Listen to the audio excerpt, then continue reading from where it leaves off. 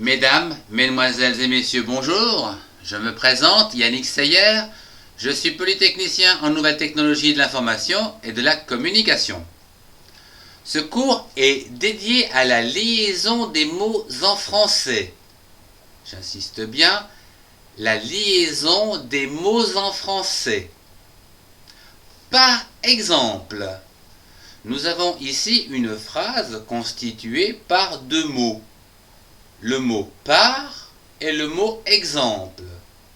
Nous pouvons constater que lorsque l'on lit cette phrase en entier, on dit par exemple. Voici par exemple un tableau. Voici par exemple une craie. Par exemple. Nous réalisons ce que nous appelons une liaison entre la consonne du premier mot et la voyelle du second mot, qui ici, RE, va devenir RE, par exemple. La liaison des mots en français consiste à prononcer une syllabe composée de la consonne finale muette d'un mot et de la voyelle initiale du mot suivant.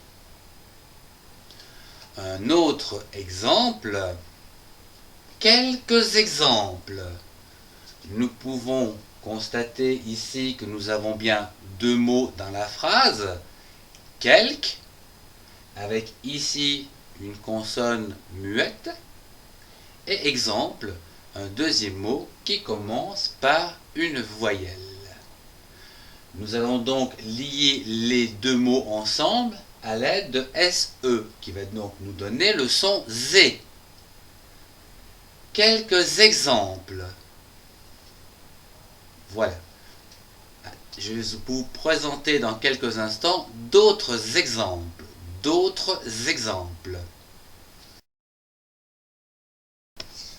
Je vous propose de voir quelques exemples de liaison entre l'adjectif et le nom commun. Dans la première phrase, nous pouvons lire un grand avion. Attention, ici, nous avons une liaison des A qui se prononce ta. Un grand avion. C'est un grand avion. Un grand avion. C'est un grand avion. Dans la deuxième phrase, un bon écart. Avec, ici, né. La liaison né. Un bon écart. Ça c'est un écart, ça c'est un plus grand écart. Un bon écart, on peut dire que c'est comme ça. Un bon écart. Un bon écart. C'est un bon écart. Un mauvais œil. Un mauvais œil. Avec le son zeuil, zeuil. Un mauvais œil. Un mauvais œil. La cinquième phrase, une forte odeur, avec, ici, on va prononcer le TE avec le O, qui va nous faire to. Une forte odeur, une odeur forte, une forte odeur, une forte odeur, une forte odeur. Voilà. Et enfin pour finir, un petit oiseau. Où là, nous allons faire une liaison avec Théo, to. Un petit oiseau. Voilà donc quelques exemples avec un adjectif et un nom commun avec une liaison entre les deux. Voyons d'autres exemples de liaison de mots, à savoir les ongles des mains ou les ongles de pied. Les ongles, donc une liaison entre S et O. Les ongles. Après, vous avez ton examen. Entre le N et le E, ton examen.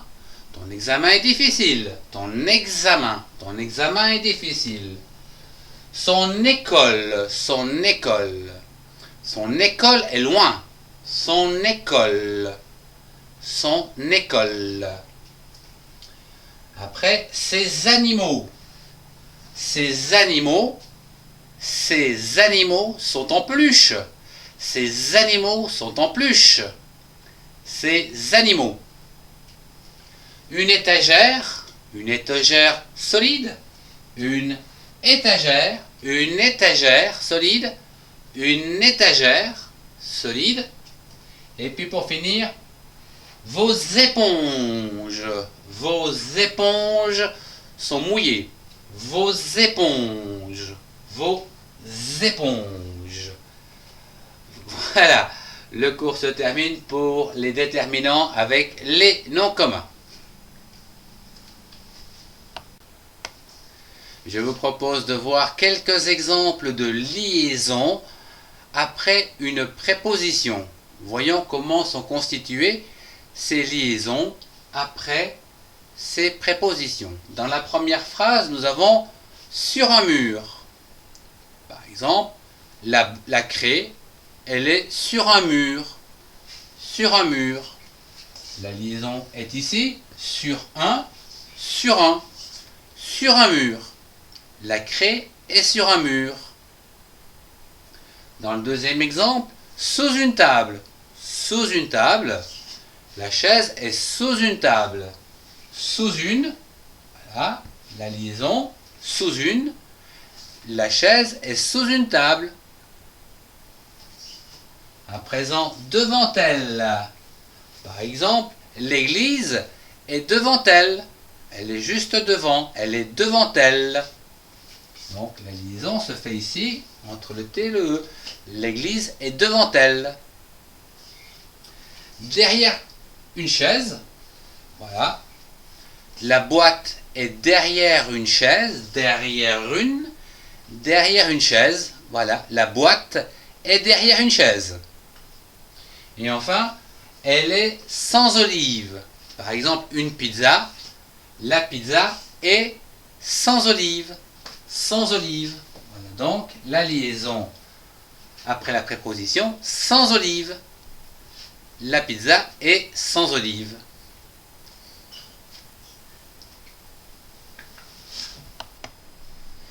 Voyons quelques exemples de liaison entre deux mots, à savoir entre un pronom et un verbe.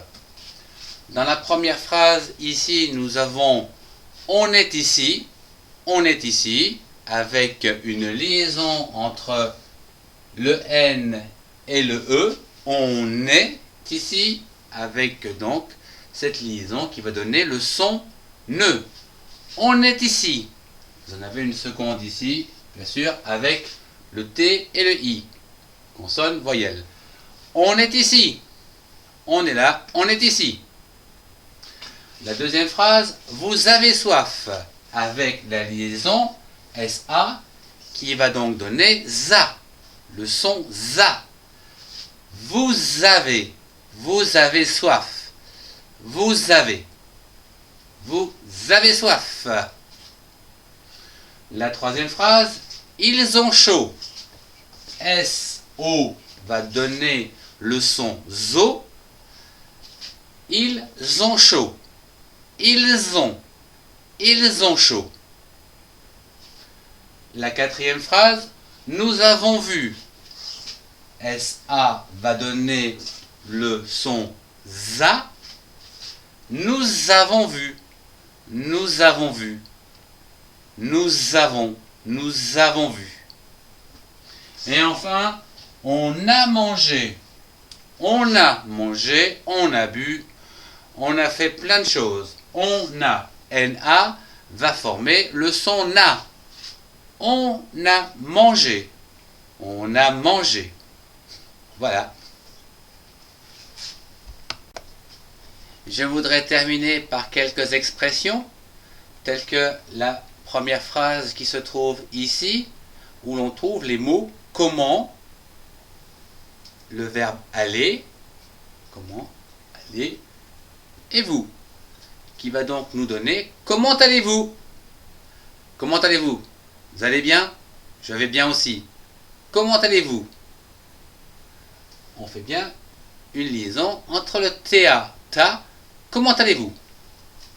la deuxième phrase, à, tout, à l'heure, ce qui va nous donner à tout à l'heure. À tout à l'heure. On se revoit tout à l'heure. À tout à l'heure. La troisième phrase, c'est à dire.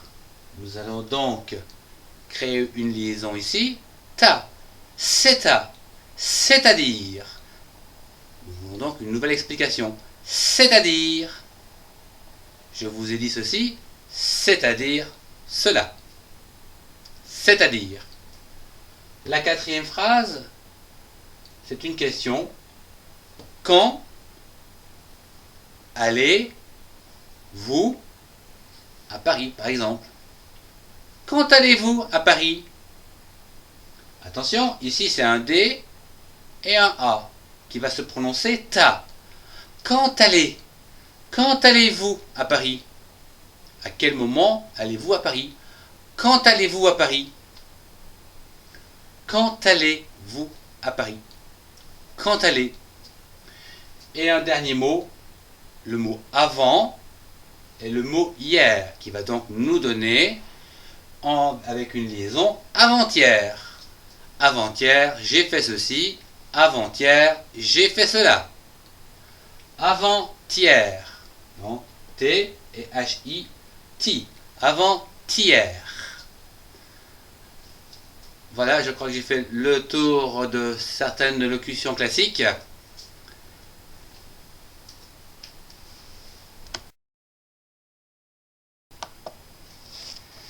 Ce cours sur les liaisons en français se termine. Je vous remercie de votre attention. Vous pouvez retrouver auprès du même auteur, Yannick Seyer, moi-même, pour vous servir, les liaisons entre déterminants et noms communs, entre pronoms et verbes, entre adjectifs et noms, mais également après une préposition ou encore dans les expressions. Au revoir et à bientôt pour un prochain cours.